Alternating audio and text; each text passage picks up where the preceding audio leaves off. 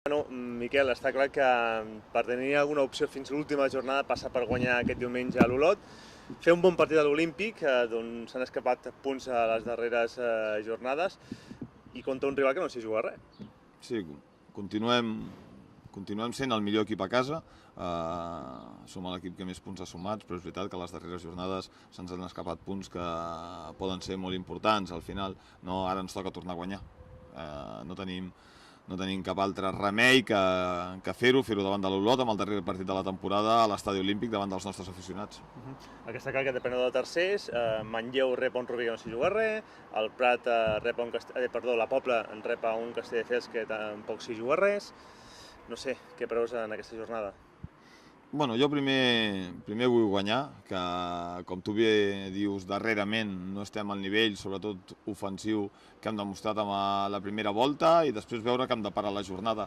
Perquè per més que ens ho pegui el Manlleu, que és l'únic rival al que jo puc ara mateix superar, en cas de que no guanyi, si jo no ho faig, no assoliré la possibilitat d'entrar amb opcions a la darrera jornada. Tot passa perquè nosaltres siguem forts a l'Estadi Olímpic, perquè nosaltres tornem a guanyar i perquè nosaltres fem un bon paper. Després ja veurem què és el que diu la jornada. Jo crec que, tot i que no s'hi juga res al Rubí, tot i que la darrera jornada davant del Vic tampoc s'hi juga res, són partits complicats exactament igual que el nostre, davant de l'Olot i davant de la Muntanyesa. Què ha de canviar contra l'Olot per veure un Terrassa efectiu en atac com va passar contra el Masnou i no veure el Terrassa que es va veure a Balaguer, que li va faltar una miqueta més d'ambició potser ofensiva? La intensitat i velocitat amb el joc. Nosaltres érem un equip que generava molt perquè pivotàvem molt bé per dintre i jugàvem molt bé per bandes, i això ho hem perdut.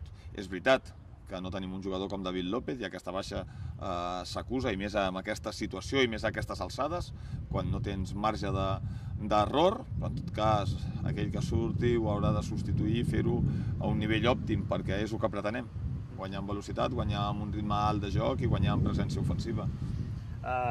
Ets partidari o veus positiu primar per guanyar? Sí, però és un debat que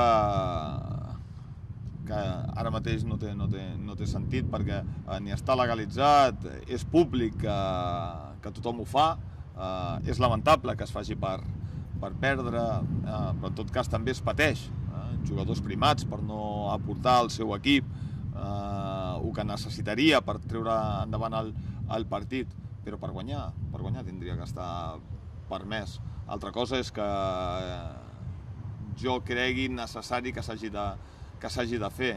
No crec que un esportista, un futbolista, ha de sortir sempre al terreny de joc per guanyar. Trobes que no s'ha donat la importància o la transcendència d'aquest partit del diumenge, en el sentit que vosaltres no esteu jugant al play-off? Des de la Pobla s'ha fet una crida a l'afició perquè hi vagi al camp a recolzar-los, i aquí possiblement la gent no és conscient que es necessita el suport del públic, o els jugadors necessiten el públic, o aquest jugador número 12 de cara a aconseguir aquests 3 punts contra l'Olot? No, els jugadors necessiten els seus aficionats, i més amb aquest darrer partit. Nosaltres hem tingut sempre el suport de la nostra afició, hem estat l'equip que més seguidors ha arrossegat fora de casa, i a més darrerament no amb bons resultats. Hem fet una segona volta fora de casa amb uns números molt per sota del que havíem ofert durant la primera meitat del campionat, i aquí a casa és evident que els necessitem, però que a més els necessitem ara incondicionalment. Queden 2 partits i nosaltres tenim que anar amb l'objectiu de sumar els 6 punts, però de totes maneres per sumar els 6 punts primer tenim que guanyar l'Olot. Com està la plantilla, independentment dels jugadors ja lesionats i que no hi poden actuar? En principi, si no hi ha cap mal de cap avui mateix, puc disposar de tot, tret de Romero, de Pep Arau i de David López. David López va estar ja a la mutual de futbolista, va estar visitat per l'equip mèdic del doctor Cugat, i han endarrerit una setmana la possibilitat que s'incorpori al grup. El proper dijous tindrà una nova visita i avaluaran si divendres pot estar per entrenar amb el grup o no. És un genoll, és delicat i no ens podem precipitar. En tot cas, esperem tenir-lo pel play-off. Això voldrà dir que l'equip hi ha entrat i que el jugador pot tenir minuts en una fase tan important del campionat. Ets optimista? Soc optimista.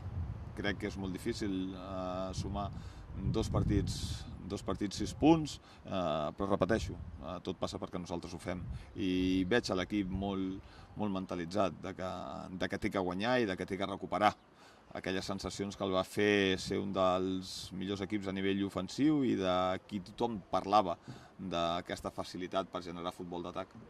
De cara a l'11 que ubicaràs, tornaràs a apostar per, no com va passar contra Balaguer, sinó segurament a tornar a recuperar el dibuix tàctic que normalment utilitzes aquí a l'Olímpic i segurament amb els millors jugadors que tens. Bueno, una vegada et vaig comentar que diumenge no jugarien els millors, que jugarien els més adequats. Penso que ara mateix és un prioritari per l'equip. Cada partit requereix d'unes dificultats grans i importants i nosaltres ens hem de sobreposar.